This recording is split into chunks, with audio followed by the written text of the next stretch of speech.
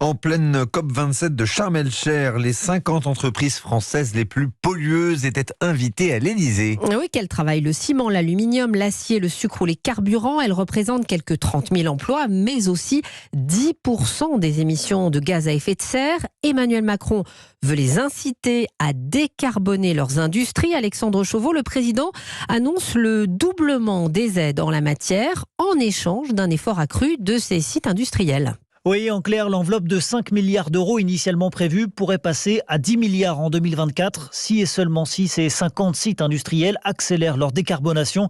L'objectif, passer de 43 millions de tonnes de CO2 émises aujourd'hui à 20 millions en 10 ans. Tout cela en évitant les délocalisations car d'autres pays comme la Chine ou les États-Unis sont bien moins contraignants sur ces questions d'émissions de gaz à effet de serre.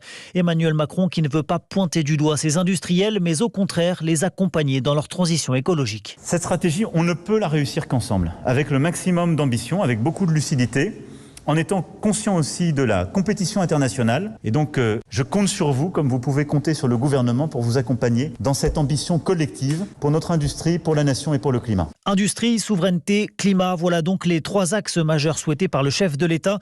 Illustration avec les 2 principales technologies qu'Emmanuel Macron veut voir se développer en France, l'hydrogène et la capture du carbone, essentiels pour limiter les émissions de CO2. Alexandre Chauveau à l'Elysée.